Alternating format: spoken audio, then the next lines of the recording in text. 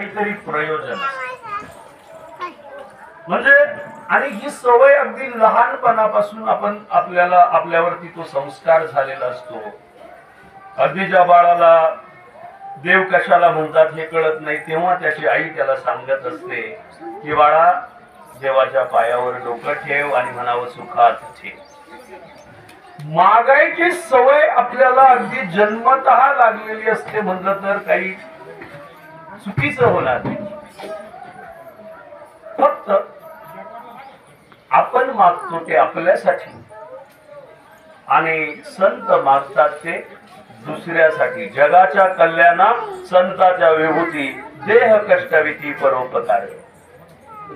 खरं तर संत स्वतःसाठी काहीच मागत नाही. कोणताही अभंग घ्या शेवटी आहे की तुका म्हणे माझे हेची सर्व सुख पाहीन श्रीमुख आवडी.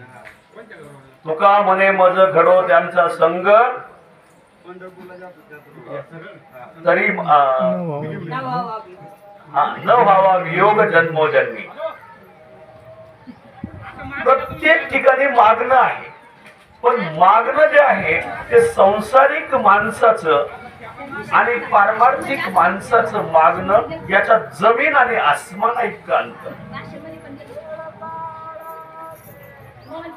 प्रत्येक गोष्ट आपण स्वतःला मागत असताना आपण एक उद्देश डोळ्यासमोर ठेवतो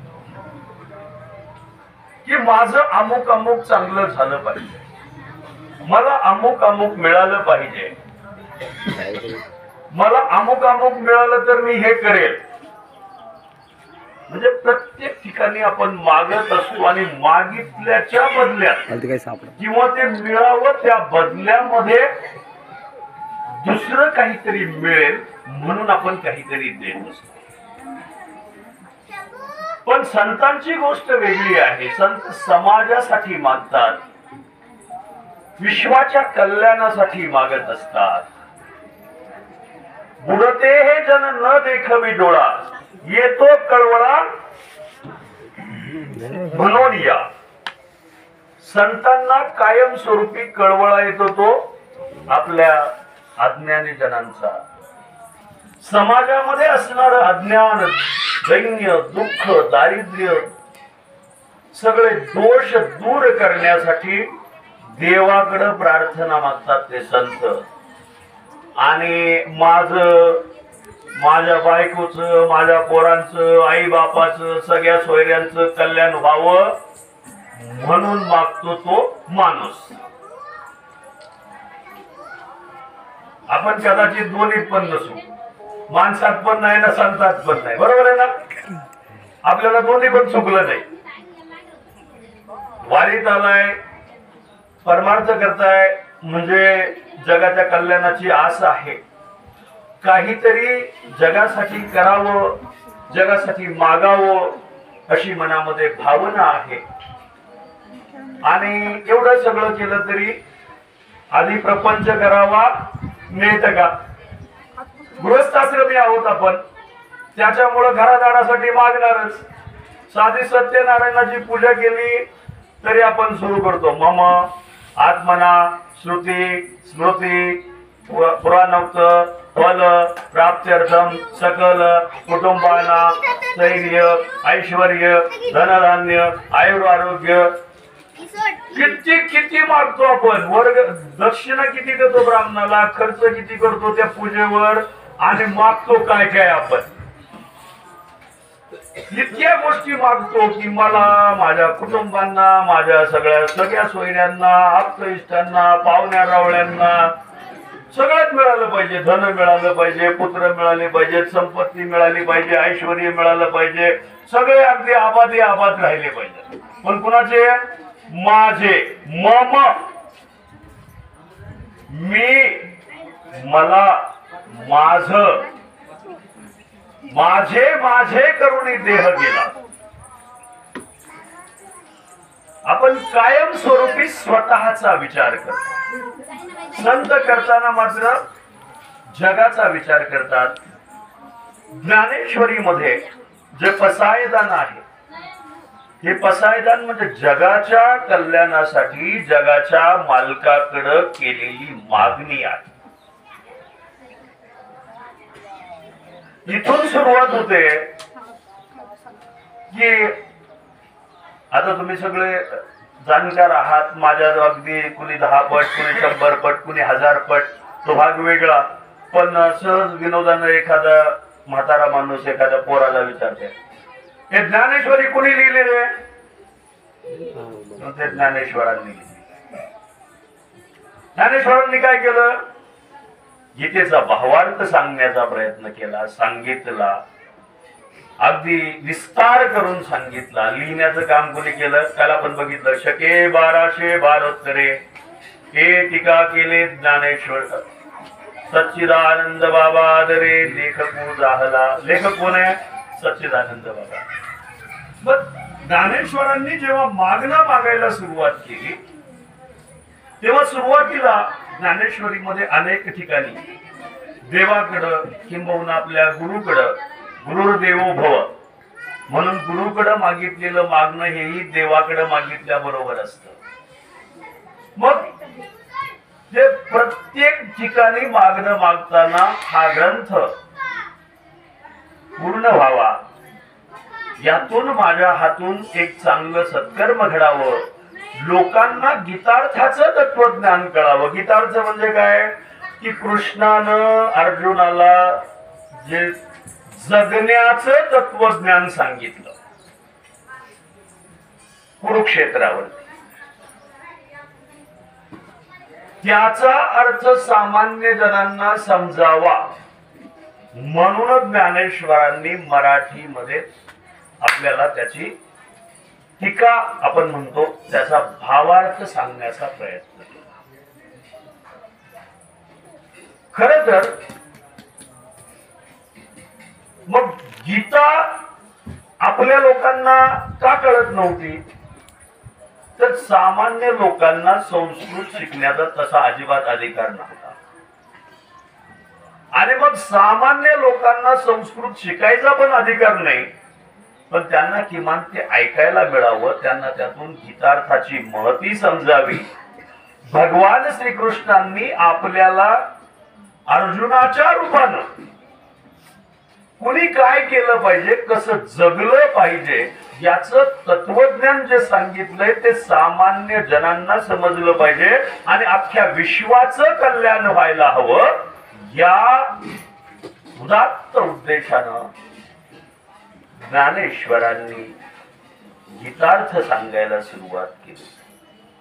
18 अध्याय पूर्ण झाले, ग्रंथ पूर्ण झाला आणि मग शेवटी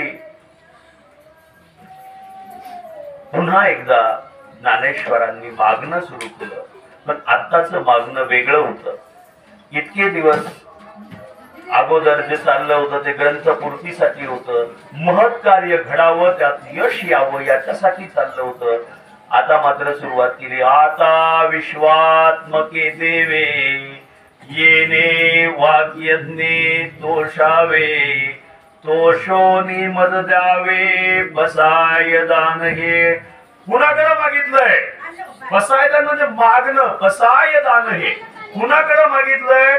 आता विश्वात्मके देवे, विश्वात्मक परमात्मा देव पांडुरंग त्याच्याकडे मागणं मागितलंय.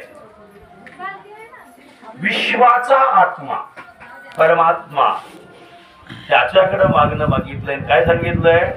तोषोनी मज द्यावे. पहिला आधी माझ्या हातून जे काही काम झालंय ते तुमच्या चरणी समर्पित, आपण आनंदित व्हा आणि आनंदित होऊन अजून एक उपकार करा, अजून एक गोष्ट माझ्यासाठी करा. आणि काय करा? तोषोनी मज द्यावे बसाय दान. माझं मागणं एवढं पूर्ण करा. आणि त्याच्यात पहिलं मागणं मागितलं, जे खळांची व्यंकटी सांडो तया सत्कर्मी रती वाढो, भूता परस्परे पडो मैत्र जीवांचे.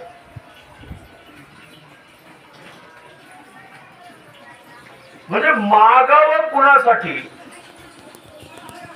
तर सगळ्यात सुरुवातीला मागितलं ते दुष्ट दुर्जनांसाठी. सगळ्यात पहिल्यांदा मागितलं ते दुष्ट दुर्जनांसाठी. म्हणजे संत कुणालाही आपला दुश्मन समजत नाही.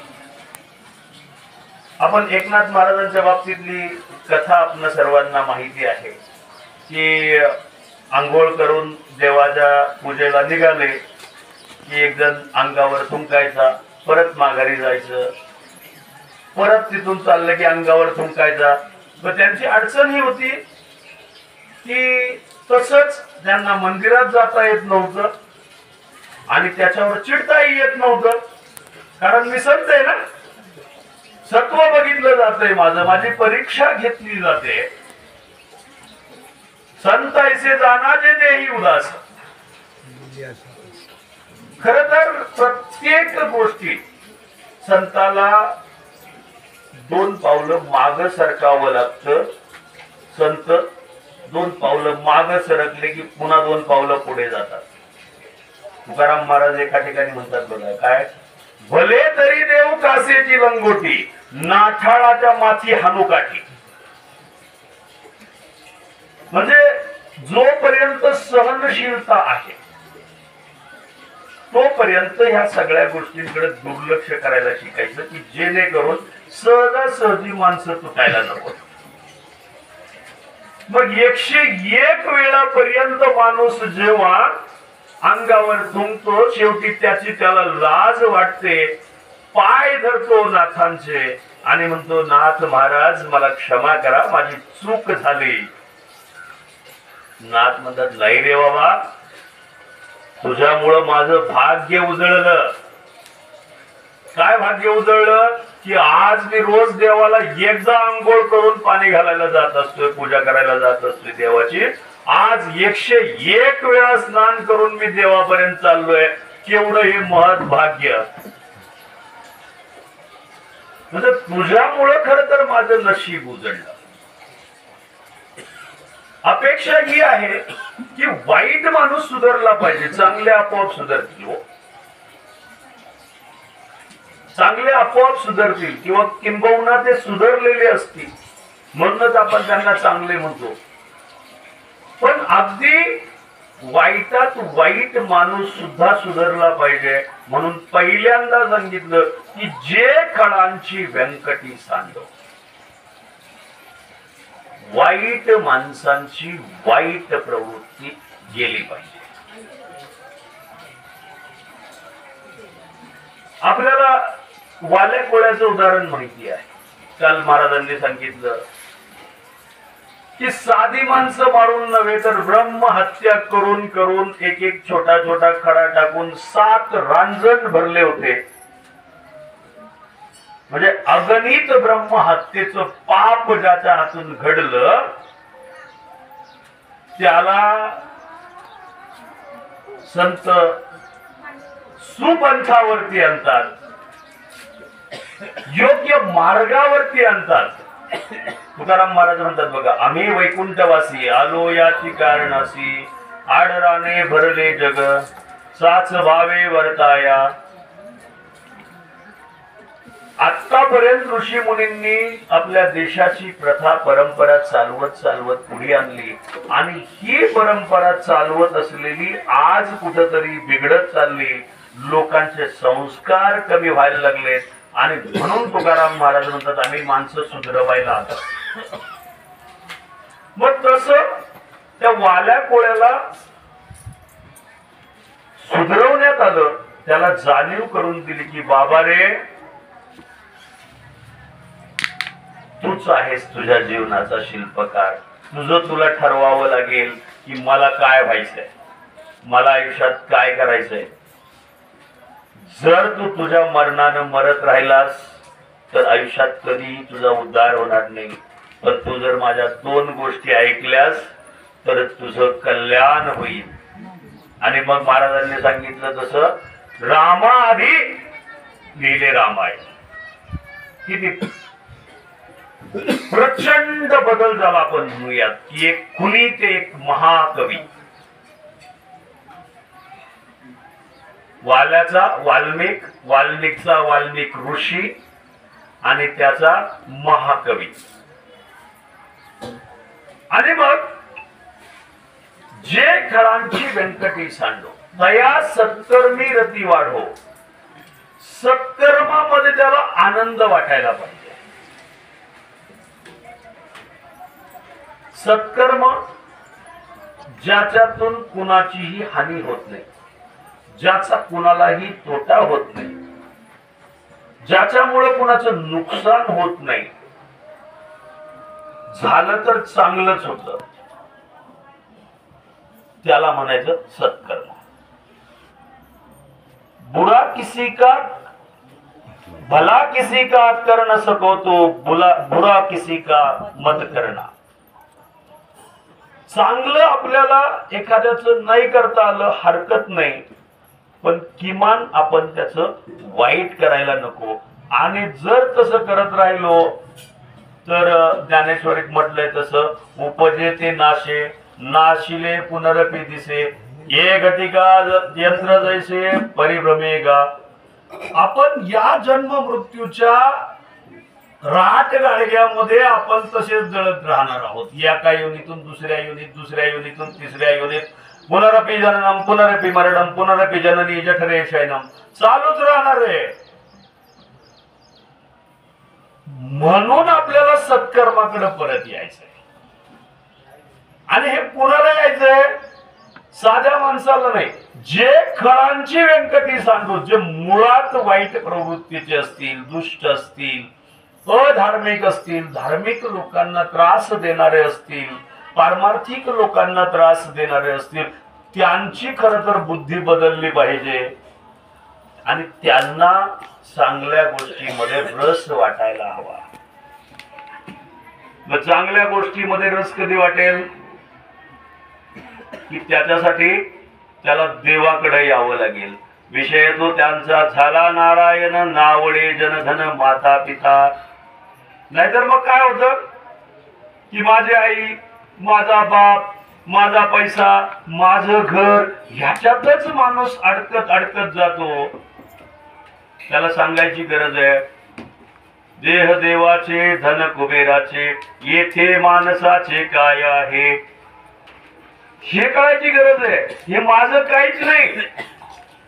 हा देह ज्याला मी माझा माझा आपण म्हणत राहतो, तो किती दिवस माझा आहे मला माहित नाही. कधी मला तो देह ईश्वराच्या चरणी अर्पण करावा लागेल याची खात्री नाही. पण तरी आपण शेवटच्या क्षणापर्यंत म्हणत असतोय माझं माझं माझं माझं. आणि मग काय होतं? स्वतःसाठी बांधिले घर आपण गावाच्या बाहेर, आपण गावाच्या बाहेर. आपण म्हणतो घर आहे माझं, घर आहे माझं, घर आहे माझं, दार आहे माझं, जनावर माझी, पोरं माझे. आपलं काहीच नसतंय. जर दवाखान्यात मृत्यू झाला ना तर लोक वाट बघत बसलेले असतात दारामध्ये. आणि मी माझंच उदाहरण सांगतो. आई आमची नेहमी म्हणायची काय की ह्या स्लॅबच्या घरात मला मरायचंय एकदा, आणि म्हणून स्लॅबचे घर बांधायचे आपल्याला. घर बांधलं, राहिली भरपूर, पण जेव्हा आजारी असताना दवाखान्यात मृत्यू. मग दवाखान्यात मृत्यू म्हणलं काय होतं की लोक विचारतात कधी येणार आहे, कधी येणार आहे, कधी येणार आहे. तोपर्यंत लोक तयारीतच असतात. मग आल्यावर मांडायचं कुठं? दारात. दारात मांडायचं. म्हणजे नंतर माझ्या पण लक्षात आलं 4-6 महिन्यांनी, खरं सांगतो की बाबा आई आपली अशी म्हणायची की मला ह्या घरात मरायचंय. आणि आपण कुठं ठेवलं तिला? आपण दारात ठेवलं. तिला दारातून घरात यायची सत्ता राहिली. तुमचं काय माझं काय सगळ्यांचं सारखं आहे. कमीच एकटा पोरगा नालायक असेल फक्त की जो आईला दारात ठेवतोय? नाही, सगळ्याच सारखंच आहे. आता किती आपण लय संपत्ती कमवून ठेवली म्हणून पोरगा 500ची नोट बरोबर ठेवत नाही. ते म्हणतंय जळूनच जाईल, 1 रुपया ठेवा म्हणते. बरोबर आहे ना? माय बाप माझे घरी, कशाला जाऊ पंढरपूर. सुरुवात खर तर परमार्थाची घरातून व्हायला हवी. सत्कर्माची सुरुवात ही घरातून व्हायला हवी. लगेच आपण गावाची, देशाची, जगाची सेवा करायला नाही पात्र. याची सुरुवात घरापासून व्हायला हवी. मातृदेवो भव, पितृदेवो भव, आचार्य देवो भव. मग ह्या सगळ्यांना आपण देव म्हणतो, देव असल्यासारखं वागवतो का? जे पुंडलिकाला चुकलं नाही ते आपल्याला चुकतंय का? नाही. वेळ निघून जाते, लक्षात यायला वेळ लागतो, पण गेलेली वेळ परत कधी येत नाही. बघा, माणूस मेल्यावर त्या माणसाच्या मुलाला स्वतःच्या हातानं पीठ मळायला लावतात, स्वतःच्या हातानं भाकरी तयार करायला लावतात. पोराला बरं का, पोरीला नाही. एरवी कायम पोरीनं खाऊ घालायचं, शेवटी पोरानं खाऊ घालायचं. पण ते कसं स्वतःच्या हातानं करून भाजून तो नैवेद्य मांडायचा. मी पहिल्यांदा एका अंत्यविधीमध्ये बघितल्यावर मी म्हणलं हे करायची खरंच काही गरज नाही बाबा. का तर असं कुठं भाजलंय, कुठं जाड आहे, कुठं तसंच राहिलंय, असं आईला खाऊ घालण्यापेक्षा किंवा बापाला खाऊ घालण्यापेक्षा 1 दिवस जिवंत असताना आई म्हणून गोड हाक मारा, वडिलांना बाबा म्हणून गोड बोला. त्यांना दुसरं काय लागते हो? सत्कर्माची सुरुवात इथून व्हायला पाहिजे. आणि जर ते नाही झालं तर मग आपला जन्म वाया गेला.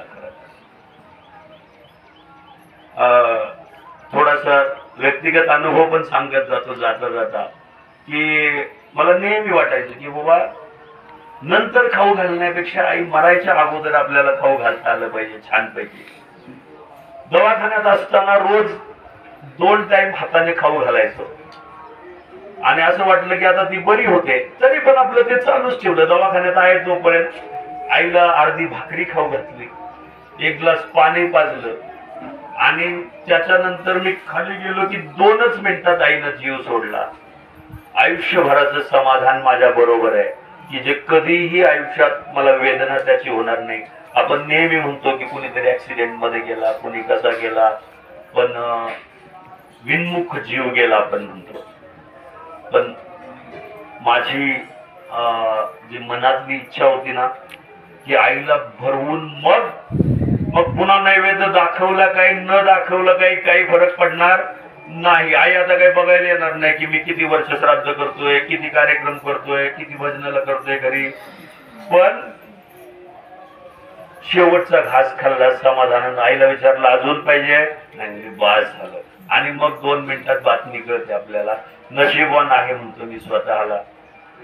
जे खळांची व्यंकटी सांडो तया सत्कर्मी रती वाढो. घरातून अगोदर चांगलं वागायला शिका. नाहीतर या मावशिकान सांगत होत्या की सासूला सून खायला घालत नाही का, तर म्हणे मग पुन्हा कोण करायचं. अहो प्रत्येकाच्या नशिबात येते ना. शरीराची होय माती, शरीराची प्रत्येकाच्या माती होणार आहे. आपणही त्याच मार्गाने जाणार आहोत. मग जोपर्यंत आपल्या बरोबर आपले जवळचे असतील त्यांची सेवा करा. गाडगे महाराजांना तर हेच अपेक्षित होतं की बाबा माणसात देव आहे हे समजा, माणसांची सेवा करा, माणसांसाठी जगा. तया सत्कर्मी रती वाढत. सत्कर्मामध्ये त्याचं मन रमलं पाहिजे. आणि मग सत्कर्मामध्ये मन जर त्याचं रमायचं असेल तर त्याच्यासाठी त्याला कुठंतरी धार्मिक कार्यक्रमामध्ये सहभागी व्हावं लागेल. एखाद्या सामाजिक उपक्रमामध्ये, अनाथ आश्रम आहे त्याला काहीतरी देणगी द्यायला पाहिजे, तिथं काहीतरी त्या मुलांसाठी करायला पाहिजे. किंवा दिंडी आले तिथं काहीतरी करायला पाहिजे, पण हे सगळं प्रत्येकाच्या नशिबात असतंय का? म्हणून आपण म्हणतो की भाग्यवंता घरी भजन पूजन, देव पण त्यालाच बोलवतो, त्याची वाट पाहे रघुनंदन, पूर्वजन्मी असले ज्याची पुण्याई त्याच्या मुखी नाम रामकृष्ण हरी. हे काही सगळ्यांच्या नशिबात येत नाही. माणूस जन्मतः खर तर विकृत असतो. आपण काय म्हणतो, आई बापाने त्याला वाईट सवय लावली, खोटे. माणूस जन्मतः खर तर असंस्कृत आहे. आई बाप त्याला जरा संस्कृती शिकवतात, नाहीतर ते वाईट त्याच्या मनानेच असते. कसं, तुम्ही लहान बाळापुढं एक वाटी भरून धान्य ठेवा, ते काय करणार, ते आधी पूर्ण पालत करणार आणि मग परत ते विस्कटत राहणार. खल प्रवृत्ती ही मूळची प्रवृत्ती आपली सगळ्यांची. आज आपण चांगले वागत असू तर त्याचा अर्थ तया सत्कर्मी रती वाढो, आपली सत्कर्मामध्ये रती वाढली आणि म्हणून आपल्यातला खलपणा, आपल्यातलं वाईट वृत्ती तिचं हरण होत चाललंय. नाहीतर मूळ स्वभाव आपला कसा आहे, विध्वंसक आहे.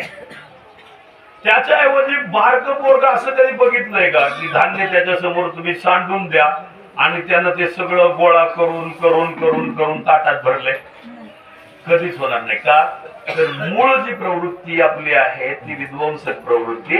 उलट आई आपल्याला विध्वंसक प्रवृत्तीकडून सत्कर्माकडे घेऊन येते. त्याच्यासाठी ती देवाचं भय दाखवते. पहिल्यांदा काय म्हणते, बाळा असं केलं तर देव कान कापते. कसंही सांगा पण त्या खळाचा खलपणा निघून गेला पाहिजे. खळाची व्यंकटी सांडो तया सत्कर्मी रती वाढ. आणि एकदा का तुम्हाला या सत्कर्मामध्ये गोडी वाटायला लागली की मग मात्र आनंद चालू. आनंदे भरीन तिन्ही लोक, अवघाची संसार सुखाचा करीन आनंदे भरीन तिन्ही लोक. हे कधी शक्य आहे? अगोदर आपल्याला पहिल्यांदा सत्कर्मामध्ये रस व्हायला पाहिजे. आपण त्यात रस वाटायला हवा. जर आपली मूळ प्रवृत्ती बदललीच नाही तर आपण काय म्हणणार, वाल्याने 7 भरले होते फक्त ना, आपण 60 भरू. कारण आपला मूळ स्वभाव तोच आहे. म्हणून ज्ञानेश्वर महाराजांनी सकल मानव जातीसाठी देवाकडे मागणं मागितलं. मागणे हे तुझं प्रती आहे पांडुरंग, देशील तरी पाहे पांडुरंगा, जन्मोजन्मी तुझा दास, हिची व्हावी माझी आस. मग हा दास व्हायची इच्छा कधी होणार आहे? जर माणसाला सत्कर्मामध्ये आनंद वाटायला लागला, रस वाटायला लागला, तरच आपल्याला देवाचा दास होण्याची इच्छा निर्माण होते. आणि तेही जन्मोजन्मी म्हणतोय आपण, एका जन्माचं म्हणत नाही, एका जन्माचं म्हणत नाही. मग देवाचा जन्मोजन्मी दास कोण होऊ शकतो? की ज्यानं स्वतःचा मीपणा सोडलाय. माझं माझं हा शब्द ज्याच्या मनातून गेला आणि देवाचं रूप पाहून ज्याला आनंद होतो, रूप पाहता लोचने सुख झाले उसाजले, तो हा विठ्ठल बरवा, तो हा माधव बरवा. देवाचं रूप बघितल्यावर आनंद व्हायला हवा. ज्याला आनंद होईल तो सत्कर्मापासून दूर जाणं महाकठीण गोष्ट. एकदा वारीत माणूस आला की त्याला दुसऱ्या वर्षी यायची इच्छा निर्माण. म्हणजे सत्कर्म ही गोष्ट अशी आहे की एकदा केली की तिच्यात आनंद वाटायला लागतो आणि ती पुन्हा पुन्हा करावीशी वाटते. म्हणून कुणी म्हणतो माझी 25वी वारी, कुणी म्हणते माझी 20वी वारी, 32वी वारी, 33वी वारी. हे कशामुळे होतं? तर तया सत्कर्मी रती वाढव.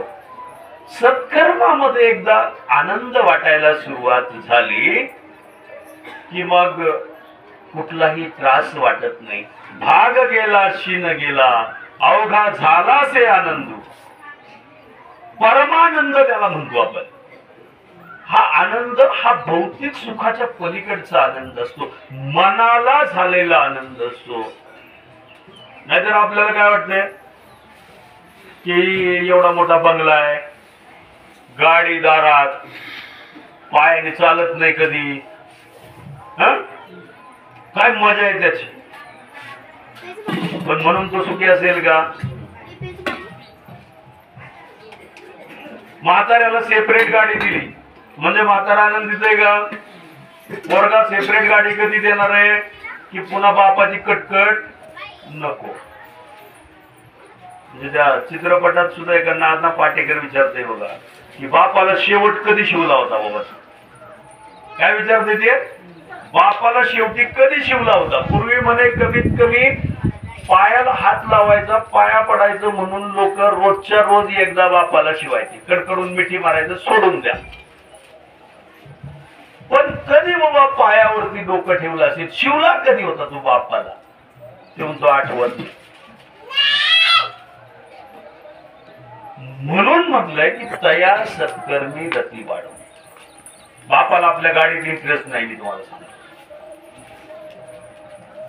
आपल्या ऐश्वर्यात इंटरेस्ट नाही. त्यांना अपेक्षित काय की पोरा नाही येता जाता म्हणून बाबा बरं आहे का, तुम्हाला काय हवंय का? काल जसं सांगितलं ताईंनी की तुम्हाला काय आणू का येताना, तुम्हाला काय आवडतंय, बास झालं. ह्याच्यापेक्षा जास्त आपल्या आईला किंवा बापाला काही लागत नाही. शेजाऱ्यांना काय लागतंय आपल्याकडून? फक्त येता जाता 2 शब्द गोड बोलायचे, तर विनाकारण त्याच्याबरोबर भाड्याला नाही काढायचं. आपण एवढं केलं की शेजारी पण खुश. जे खणांची व्यंकटी सांडो, तया सत्कर्मी रती वाढो, भूता परस्परे पडो मैत्र जीवांचे. मग जर समजा आपली वाईट प्रवृत्ती संपली, सत्कर्मामध्ये आपल्याला आनंद वाटायला लागला, तर तिथून पुढं अवघेची त्रैलोक्य आनंदाची. आता प्रत्येक ठिकाणी आपल्याला आनंदच मिळणार आहे का? भूता परस्परे पडो मैत्र जीवांचे. जर सगळे प्राणी मात्र एकमेकांचे मित्र झाले तर कुणाला कुणापासून धोका आहे का? वाल्याच नाही झाला, राहिला नाही तर मरणाची भीती आहे का? तस वाईट माणसाचा वाईटपणा जर नाही राहिला तर चांगल्या माणसाला चांगला काळ यायला वेळ लागत नाही. खर तर कौरवांनी वाटणी मागितल्यावर,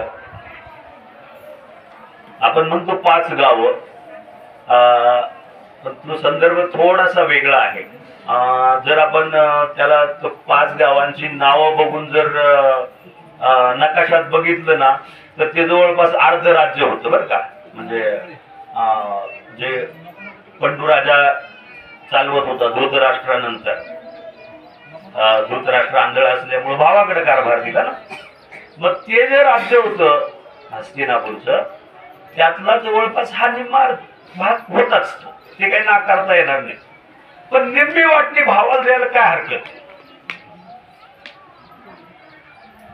आपण म्हणताना थोडस वेगळं सांगतो आपण की 5च गावं मागितली. मग 5 गावं म्हणजे कसं, समजा पंढरपूर मागितलं की पंढरपूरच्या कडे 5-25 गावं आपोआप त्यातच ग्राह्य धरायची. असा तो हिशोब होता खरं तर. नाही तर नुसती 5 गावं म्हणजे परिधीसारखं 1 गाव अशी पकडून 5 गावं नव्हती. मग अर्धा हिस्सा जर भावाला द्यायला माणूस तयार नसेल तर भावाभावात भांडणं झाल्याशिवाय राहतील का? तिथं तेच झालं. आणि इतिहासातून आपण काही शिकत नाही. इथंही तेच करतो. एकाच आईची 2 लेकरं, आणि आपण नेहमी म्हणत राहतो की व शेत न शेत पडीक पडतंय आणि बांधासाठी खून पडतोय. खर तर जे खळांची व्यंकटी सांडो, माणसानं आपल्यातला वाईटपणा घालवला पाहिजे, वाईट वागणं त्याचं थांबलं पाहिजे, त्याला सत्कर्मामध्ये गोडी वाटायला हवी, देवाचं पूजन करावं, भजन करावं असं त्याला पुन्हा पुन्हा वाटायला हवं. आपल्या घरातल्यांची चांगलं वागायला त्याला सत्प्रवृत्ती मिळाली पाहिजे, शेजाऱ्यांबरोबर, गावातल्यांबरोबर. नाहीतर काही लोकांच्या बाबतीत असं असते की गावातली लोक पण नाव घेतलं की म्हणतात त्याचं नाव काढू नका म्हणतात. माणसाची ख्याती कशी पाहिजे बघा. तुकाराम महाराजांना त्रास देणारा माणूस कोण होता? काय म्हणतात ते की तुकाराम तुकाराम नाव घेता कापे. म्हणजे दुश्मनानं सुद्धा आपला गोडवा गायला पाहिजे. काय सांगते ते? तुकाराम तुकाराम नाव घेता कापेयम. अरे तो माणूस एवढा भारी नाही की त्याचं नाव घेतलं तर यमाची पण ताकद होत नाही.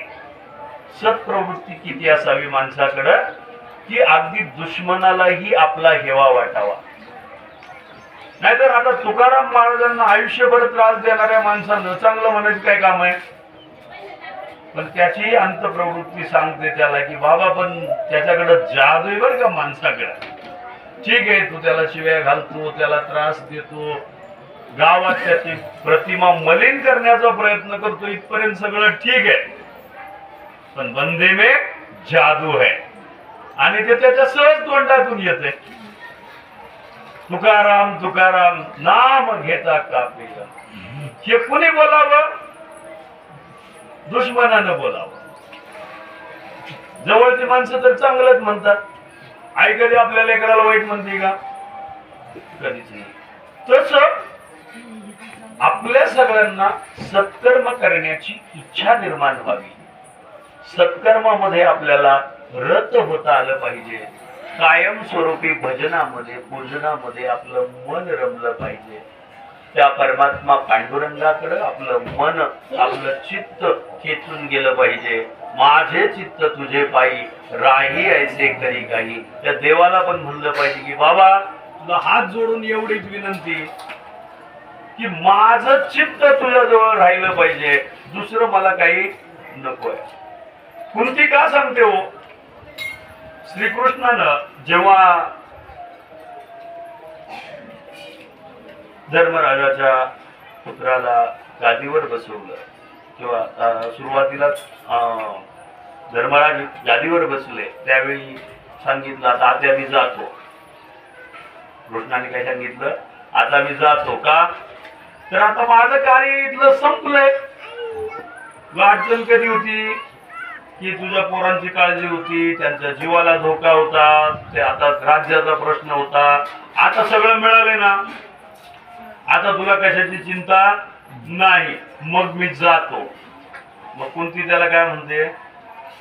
अरे बाबा माझ्या आयुष्यात आनंद पाहिजे. मी तुला म्हणलंय कधी?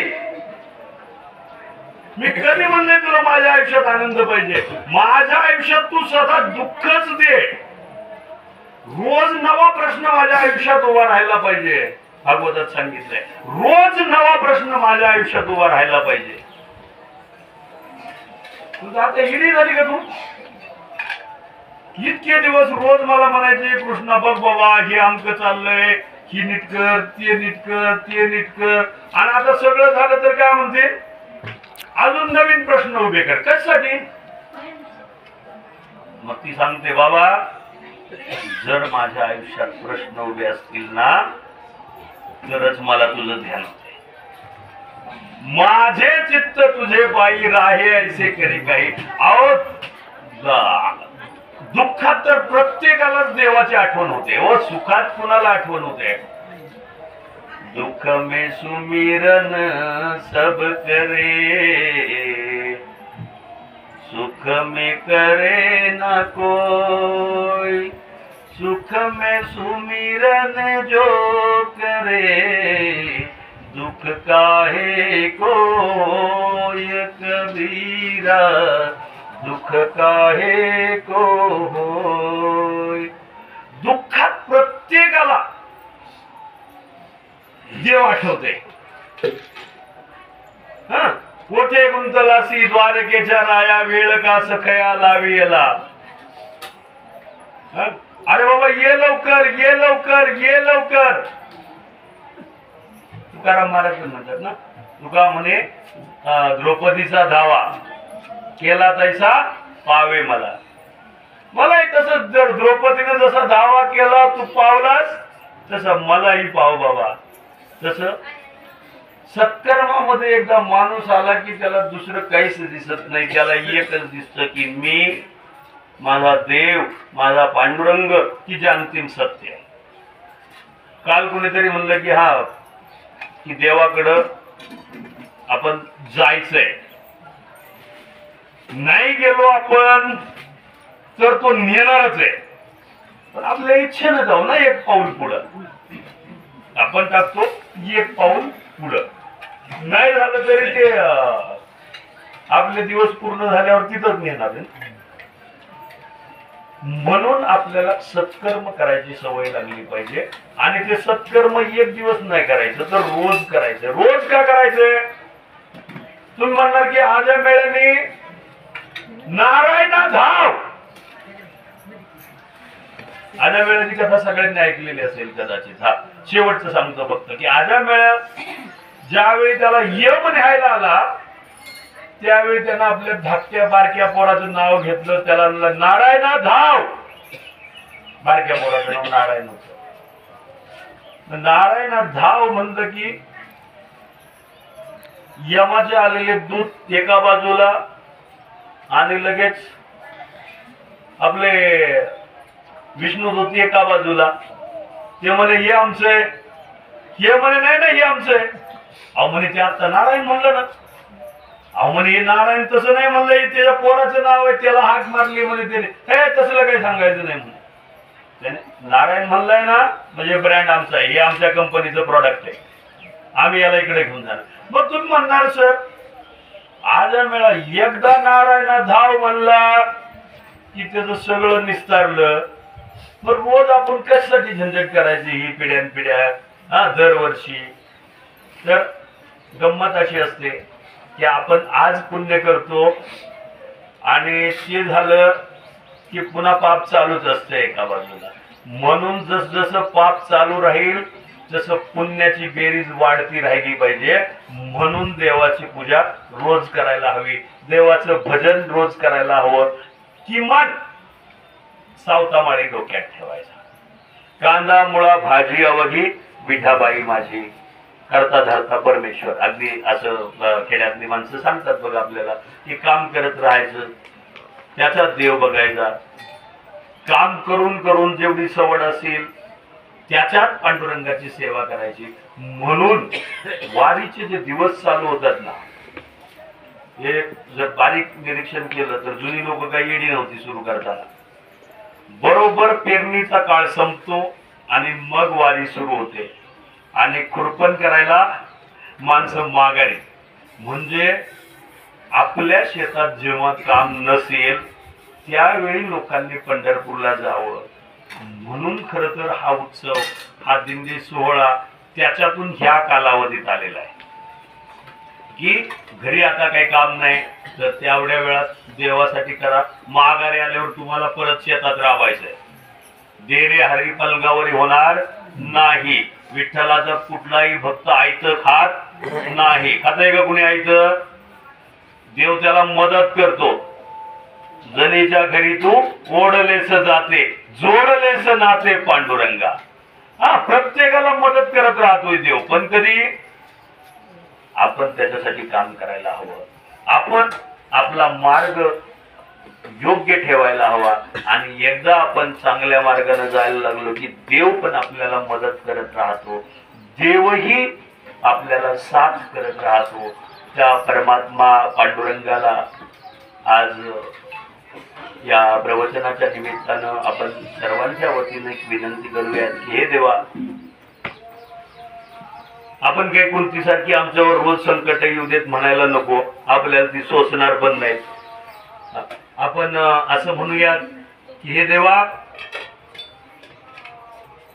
मला परत मिळाला, माझ्या वारकऱ्यांना येणारं वर्ष आनंदाचं जाऊ देत आणि पुन्हा पुढची वारी करण्याचं भाग्य त्यांना लाभू देत. कारण याच्यासारखा हा सुख सोहळा स्वर्गी नाही. सत्कर्म केल्याचा हा फायदा आहे. खर तर हा सुख सोहळा स्वर्गी नाही म्हणून देव पृथ्वीवर येतो. याचे कारणे देव वेडावला, वैकुंठ सोडून संता घरी राहिला. खर तर संतांची संगत आपल्याला घडावी, आपल्याला देवाची सेवा व्हावी, संतांची सेवा आपल्या हातून घडावी आणि यातून खर तर एकमेकांशी मैत्रीचे संबंध यावेत. फार लांब जायला नको, किमान जाऊस तो दिल्लीत भांडण होणार नाही एवढी एक खबरदारी आपली आपण घेऊयात. किमान भूता परस्परे पडो मैत्र जीवांचे आपल्या दिंडीपुरतं तरी मान्य करूयात. आणि जरा प्रत्येकानं मन मोठं करून एकमेकांना माफ करायला शिका. माफ केल्यानं माणूस मोठा होतो, तो बारका होत नाही. किंवा माफी मागितल्यावर पण माणूस बारका होत नाही. मी तुम्हाला खरं सांगतो की आपण दिंडीत येताना मी घरी पाटील आहे, पाटली नाही, मी अमुक आहे, मी तमुक आहे, मी शिक्षक आहे, हे सगळं जागेवर घरी ठेवून वारीत या. मग बघा लोक तुमच्यावर किती प्रेम करतात. नाहीतर मला सांगा, मी मगाशी सुरुवात करताना सांगितलं मला काही येत नाही, मला काही कळत नाही. आता हे तुम्हाला सगळ्यांना कळलंय की मला काही येत नाही. तुम्ही ऐकताय अचानक कुठेतरी चुकतो, मला मध्येच काहीतरी सुरू करतो. पण एवढं सगळं असलं तरी तुम्हाला जीव लावता. माझी आई बहीण ह्या रूपामध्ये मी तुम्हाला सगळ्यांना पाहतो आणि तुम्ही लोक माझ्यावर खरंच माझ्या वडिलांच्या वयाचे आहात. तुम्ही सगळे खूप माझ्यावर प्रेम करता, कंठ दाटून येतो. हेच प्रेम खरं तर आयुष्यभर आपल्याला पुरणारं आहे.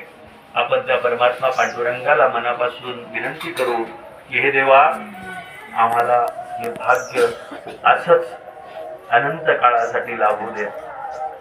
जन्मोजन्मी तुझा दास, ह्याची व्हावी माझी आस. खरं तर हेच आपण करूयात. मला एवढं जमत नाही. मला तुमच्या ह्या प्रेमामुळंच खरं तर प्रत्येकाला वाटलं की बाबा चला सरांना जरा बसवूयात, सरांना जरा बसवूयात, काय सांगते बघूयात, शिकन तरी कमीत कमी. हा त्यातला उद्देश होता. म्हणून मला आपण संधी दिली. मला खरंच मी पुन्हा एकदा सांगतो की आपला लहान भाऊ समजा, आपला पोरगा समजा. आणि ताईंचं बघितल्यावर मी बायकोला एकदा सांगितलं होतं की ताई जर कीर्तनात आहे ना माझं नाव घेतलं की नाही की ते माझी थोरली बहीण अशीच आहे. ही काय करते म्हणजे आपण जे म्हणतो ना की आईला किंवा बहिणीला जे भूषण असते ना आपल्या पोराचं किंवा भावाचं, म्हणजे लग्न कार्यक्रम असू देत बहिणीच्या घरी काय ते अख्खं गाव आलं तर तिला काही मोठेपणा नसतोय. ती म्हणते भाऊ नाही आला, ती तेवढीच वाट बघत असते की आपल्या घरी भाऊ आला पाहिजे. आई तशीच करते किंवा आपल्या पोराविषयी तिला प्रेम असते. बाकी जग तिला काही पण म्हणू देत, नाही नाही माझा पोरगा नाही जरा थोडस मला जरा मन रमणच माझं. तसं काही खरंच माझ्या मोठ्या बहिणीसारख्या आहेत आणि त्या सेम अगदी कायम मला जेवढं कळत नाही ना त्याच्यापेक्षा जास्त त्या सांगत असतात की हे असं आहे, हे तसं आहे. त्याचं कारण काय की माझ्यावर असणारं प्रेम जास्त आहे, गरजेपेक्षा जास्त आहे. त्याच्यामुळं माझ्याकडं गुण कदाचित कमी असतील पण ते एवढे वाढवून चढवून. बहिणीला काय लागते हो, दुसरं काही नसते तिला. ती काय करीत असते, नवऱ्याची तर राहते तिथं जळत असते आणि गुण गाती भावाचं. सगळ्यात जास्त जर बाईला प्रेम कोणाविषयी असेल तर ते आपल्या भावाला. ते बाला नका का बोल ना 12 महिने, पण त्याचं भूषण जास्त असते. तसंच माझं भूषण तुम्हाला राहू द्या. तुम्ही मला तुमचा बारका भाऊ समजा, पोरगा समजा आणि हे प्रेम असंच राहू द्या. भूता परस्परे पडो मैत्र जीवांचे. आपण सगळे आनंदाने राहूयात. एवढी एकच ईश्वरचरणी प्रार्थना करू आणि झालेली सेवा ही ईश्वराच्या चरणी आणि आपल्या सर्वांच्या चरणी अर्पण करतो आणि इथं थांबतो. तरी न्यूनते पुरते अधिक ते सरते. जर समजा आता कमी पडणारच आहे, कारण माझ्या अक्कल मापातच आहे, मी तो अल्पमतीहीन मापात आहे, अक्कल मान्य करायला काही हरकत नाही. तर जे कमी पडलं असेल, कारण ह्या ओळीवरती अजून लोक बोलताना कितीही बोलतील, कसंही सांगता येईल आपल्याला, पण माझी जेवढी बुद्धी तेवढं सांगण्याचा प्रयत्न केला. जास्त काही व्हायचा तसा प्रश्न नाही, पण एखाद्या ठिकाणी जर तुम्हाला वाटलं असेल की हे नुसतं सांगितलं तर बरं झालं असतं, वेळ गेला ह्याच्यात 2 मिनिटं, तर ते पण आपलं मी आता सांगितलं की तुमचा भाऊ किंवा पोरगा म्हणल्यावर तुम्हाला आता काय अधिकार ठेवलाच नाही मी नावं ठेवायला. तर त्या पद्धतीनं मला आपण सर्वांनी माफ करा आणि झालेली सेवा इथंच आपण संपवूयात. बोला